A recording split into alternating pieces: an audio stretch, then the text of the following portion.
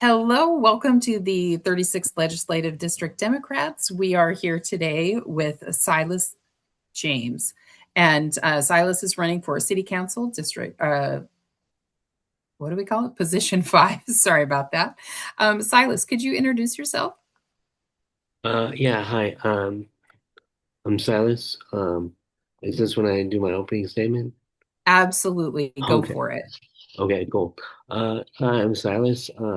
Silas James. I'm running for City Council, in District 5 because our systems are failing us. But I know it doesn't have to be this way. I'm a proud member of SEIU 925. I'm a healthcare educator. I'm an advocate. I'm a researcher, and I'm disabled. Since you can't see from here, I often use a wheelchair and walk with a cane. When I was 15, I was assaulted and sustained a traumatic brain injury. As I recovered, I was thrown into a confusing maze of public benefit systems. I had to learn to navigate them just to survive. That experience shaped my entire life. For the last 30 years, I've become an expert and have helped countless people move through the same systems that are failing us in District 5 right now: housing, healthcare, and food security. I've seen people give up on benefits they were entitled to because the process was too confusing. I've also seen people wait for months for callbacks that never came while they're living in their cars. I know how our systems are broken, I know where the gaps are, and I know how to mend them. With ICE disappearing people, prices for groceries and gas shooting up, and major employers laying off thousands of people, we need creative solutions and to work collectively to keep our communities safe. I want to tax billionaire corporations, not hand them money. Let's stop relying on police to do wellness checks. Instead, let's expand the care team. They're highly trained, unionized professionals, and every day they save lives. Let's stop spending millions to sweep unhoused people. Let's stop paying Axon, a military corporation who works closely with ICE, millions of dollars a year to record and catalog the movements of our most vulnerable neighbors. Let's create a guaranteed basic income, money that people below a certain income level can count on no matter what. It's proven to make our neighbors more secure, decrease crime, and stimulate the local economy. I know that if we fix things for our most vulnerable neighbors, we'll all benefit. You can see several policies that will do just that. You can sign up to volunteer, and you can donate at silasforseattle.com. Thank you. Thank you. And I will let our other members take over for the questions. Anita is up first. Hi, the first question, economic growth and prosperity. How do you balance supporting large employers while investing in small businesses and local entrepreneurs? What role should city play in supporting workers, not just businesses, in a growing economy? Yeah, this is a really important question. Thank you for asking the question. I want to upfront just say that I'm pro-labor. I'm a union member, and I'm always going to side with people in over corporations and corporate or capital. I'll side with labor over capital, people over businesses. Um, so I think it should always be that we're putting people first. So you have some notes. Oh, so I want to protect labor and workers by extending protections from the Seattle Office of Civil Rights to organized and organizing workers by making them a protected class that will allow the Seattle Office of Civil Rights to do investigations and recommend legal actions or restorative justice. Um, I want to enact a vacancy tax on residences and retail spaces that are empty and just sitting empty. That should bring rental costs down by providing a stimulus to landlords and property owners to drop the price so that people can rent their places. And that should have kind of a ripple effect across the market, making it easier to start businesses and to get into retail spaces. And if they pay the vacancy tax, we can use that money to provide grants for leases on small businesses or to build new uh, affordable housing. Um, One of the big things that I really want to do is a guaranteed basic income. That's money that people below a certain level, below a certain income level, can count on no matter what. Usually $500 or $1,000, and that's been proven to improve housing security, food security, health, parenting, reduce problem drinking. There's lots and lots of benefits. Um, and it also reduces crime by reducing poverty, and all the money, the majority of the money goes into the local economy, so it stimulates the local economy. So that's those are the main things that I want to do to support small businesses and to support workers over corporations. Thank you, Silas. And the next question is from Ricky. You're muted, Ricky. Sorry again. Regarding housing, which you touched on a little bit already, affordability is a continuing challenge and priority. The unfunded MHA program seems to have failed to deliver on the intended result. Gentrification and displacement continue while at the same time new housing prospects are stalling. What role can you play in affordable housing? And considering the recent audit and current state of the KCRHA and the impact it has on Seattle's unhoused population, what do you think should be done?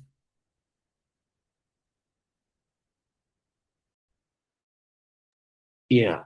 Thank you for the question. It's a huge problem we have, and I'm going to start with my stance on affordable housing, and then I'll kind of come back to King County Regional Homelessness Housing Authority if I touch on it, because that's I think my first part of the answer will get to that. So to begin, I'm a big supporter of social housing. I think it's one of our most effective ways that we can prevent displacement and keep and curtail gentrification by keeping people housed and connecting, like tying their rent and their housing costs to their income, and like not letting it exceed a certain level. Um, I last week, or was it 2 weeks ago? I went to the Seattle Social Housing Developer Board meeting. Sorry, all these acronyms. Um, and proposed that they purchase the Lake City Fred Meyer location and develop it with affordable housing and a grocery retail space, a citywide retail space on the ground floor. So I think social housing is one of the biggest things we can have, but that's kind of an out here solution. I know that ultimately I see like 30 to 40% of Seattle's housing is social housing. That's the goal, I think, in several years. Um, uh, yeah, so, um, there were 17,000 unsheltered people roughly in King County in the 2024 point in time count. And I don't think there's a way that we can rapidly house those people. So we want to make sure that there's safe camping and parking spaces for people with services. I'm also a big advocate for services, not sweeps. I think we give people the resources they need. It makes everybody safer. Um, and briefly on the King County Regional Housing Authority, I support Mayor Wilson and doing a lot of stuff with housing outside of it. I do think it's not a sustainable solution. I think we ultimately really need a regional body, but the way that it was being run it wasn't sustainable. It just had terrible accounting, and I think they need to have more ability to enact policy, not just kind of as a pass-through organization. Sorry, I'm going over all these, but that's fine. Okay, I'll ask the third question is on public safety. What specific measures would you pursue to increase and ensure police accountability for both conduct and also on fiscal? What would you use as a measure of success in improving accountability and impact on public safety? Well, I wouldn't use the number of arrests they did. That's not a good measure of public safety. Unfortunately, and I wish it was different, there's not a lot we can do to change the contract, the SPOW contract now. But I will say when it's up, I think it's up again in 2027, 2028. If I'm in the city council, I will not sign or support any contract that doesn't give a civilian oversight and subpoena power, and also allow for unrestricted growth of the care team. Um, in the short term, I think what we can do is we can um, stop the contract with Axon, where we're spending millions of dollars a year to surveil the city. There's no reason the police needs real time surveillance information of the whole city. I guess not the whole city, but over much of the city. Who knows how much because they don't know what's going on. The real-time crime center of the cameras, it's not disclosed. Um, Sorry, my dog's barking. Uh, oh, um, I also really want to. This isn't something I think the city can do in the official capacity, but I think we should support the care team in their labor dispute with Protect 17 against Seattle Police Officers Guild. It's a contract negotiation issue. Um, and I, as a candidate, um, am supporting um, giving um, Protect 17, well, the care team, the right to dispatch without police escort, unless the triage kind of indicates that it's necessary. Um, as far as accountability, I think that we can use some of the funds that are sent for police to pay for the care team, and that would make everything safer because it would allow police to respond to the calls that they're needed on more quickly, not tied up with other wellness checks. And I think we should um, end the contract with Axon. And the fourth and last question is from Ricky.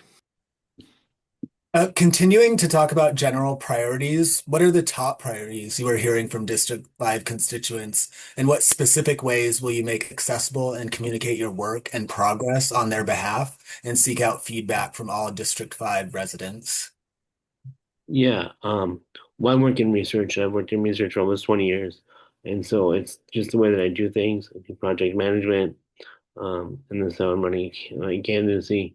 My campaign is that I try to seek out the most, not just the loudest voices, but the people who may not have a voice or may not be speaking up. I think that's the most important people to find out what they think. So that's what I brought to this campaign. Um, okay, so the main issues that I've had people bring up, probably unsurprisingly, are affordability, the housing crisis, um, unhoused. Those are the first couple things. Affordability is the second thing, but it's usually people talk about housing, and I'm very concerned with the unhoused population and how we're treating them. And then crime or public safety, protecting our neighbors from ICE. And then, depending on where you are on Lake City area, there's a lot of people concerned about the grocery access and the food desert on Lake City Way, or some people are talking about the Sam's Club, the old Sam's Club place where the Winco is supposed to go in on Aurora. But and recently, more people have been talking about data centers for obvious reasons. So the only way I know how to do things is through accountability. Um, I just always, and when I'm doing a research project or a project, an education project, I always talk to people to learn about the issues, and then I talk to people more to craft solutions. I talk to people more to evaluate the success and the lifetime and unexpected situations and how they affect the project. So I'll continue to hold focus groups, have weekly office hours, town halls. Um, one of the biggest complaints I've heard about the current District 5 council person is that they're inaccessible. And it's not how I do things. Um, as a candidate or as an elected. Thank you. Thank you, Silas. We have about 7 minutes or a little less for follow-up questions, and then we'll give you a chance to give a 90-second closing statement. So does anyone have questions? Amanda.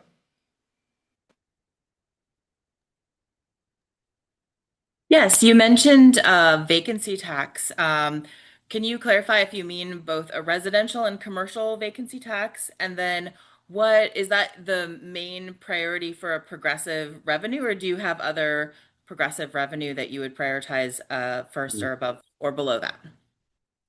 Yeah, good question. It's the one I've been talking about the most, but okay. So the first part of the question, I want to impose a vacancy tax on retail and residential spaces. I mean, there can be some caveats, like if something's under construction or there's a time limit. Like if it's only been, I don't want to tax people who've had an empty place for like 3 months or whatever. But if it's sitting empty for a long period of time and somebody's just using the property to borrow against and just as an investment property, I don't think that helps anyone in our community.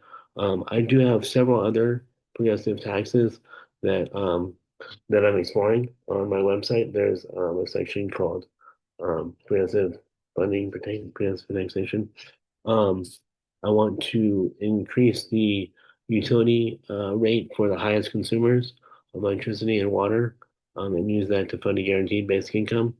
I want to overturn, there's a sales tax exemption for some services like accounting and architecture that are only really consumed by wealthier people. Can I say another couple things? I also am considering a square footage tax for large warehouses in Seattle, which is a tax that Bellevue has.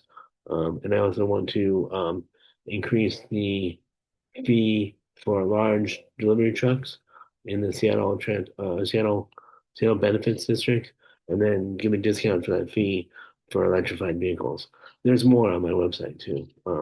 I'm not proposing all those, but those are exploring.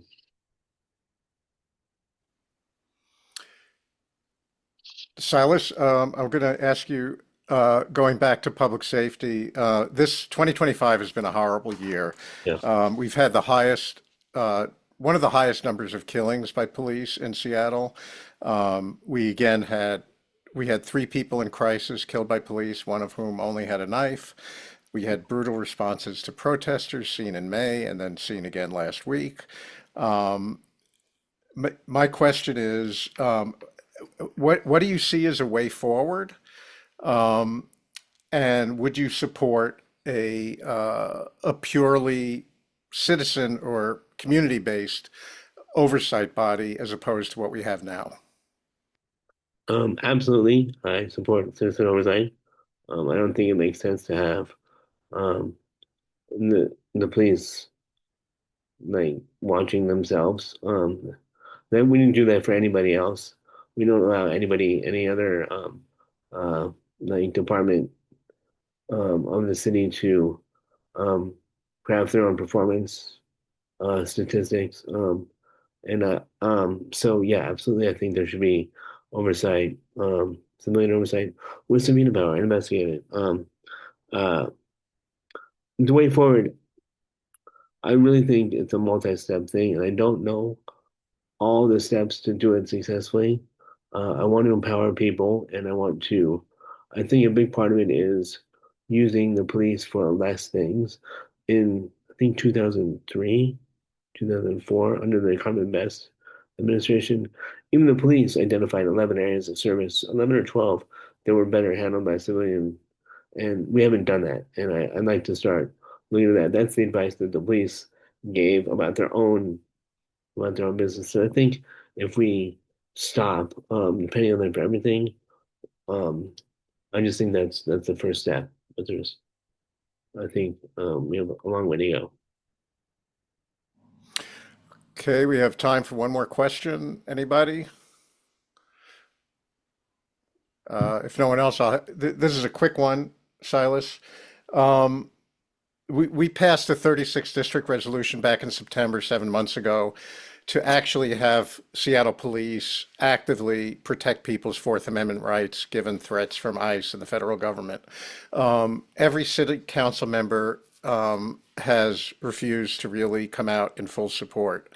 How would you feel about that? Again, this is directly requiring a policy that Seattle police officers intercede, find out what the probable cause is, if there's a warrant, etc. I mean, an answer, absolutely. But yeah, it doesn't make sense. We have a two-tiered, or no, at least a multi-tiered layer of justice that when the police only enforce the laws on the citizens of the city, but actually don't enforce our laws against other people who are, you know, from other organizations. I don't know what else to say. I would absolutely support that, and I would unwaveringly, like, I'm a civil rights advocate. Like, that's just what I do, and I don't think it it's not a la carte. You don't get to choose whose civil rights you protect. I guess that's all I have to say. Okay, now you have 90 seconds for a closing statement or any other thoughts you'd like Sure. to share. Yeah, I mean, well, thank you for inviting me to do this. I really appreciate it. And I will say, whether or not you support my candidacy or choose to endorse me, I want to work with you. I don't live in the 36th, but I live, in the 46th, and I'm in the same Seattle City Council district, and I'd like to be involved in complementary things we're doing. Um, I do have a couple points that I noted. You know, I'm running for city council in District 5 because when Donald Trump got elected the second time, I knew it was going to be worse. Um, and I kind of took stock of my life.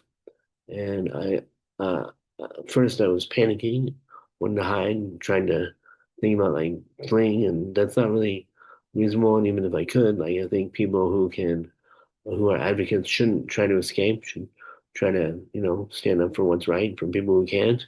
And so I took stock of my life and I talked to my partner, I talked to my family and my friends, and this was the thing that I found was the biggest reach I could do, that I can make the most possible impact on the world at a local level, was running for city council, and that's why I'm doing it. I'm not running because I want to be a city council person. I hope I win, but I'm running because I see some problems that I know how to fix, and that's just why I'm here. So, and I'm not going anywhere. Whether I win or lose, I'm going to keep being an advocate and working to support change. That's it. Great. I think you still have 1 minute if you want to say anything else. Oh, well, I mean, I'll just say thank you, you all, who took the time to.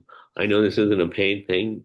None of us getting paid, probably losing money to do this, but it's worth it. And I really appreciate you taking the time to talk with me, and really appreciate all that civic stuff you're doing outside of this. I'm sure there's a lot more that I don't see, because I know from all the groups I'm involved in that. And it always humbles me when people say thank you to me, and I feel like that's just what I have to do. But I really do appreciate it. So thank you, all, for what you're doing. And so, thank you for showing up today and coming early. And let's see, just to remind you, Thursday, May 7th,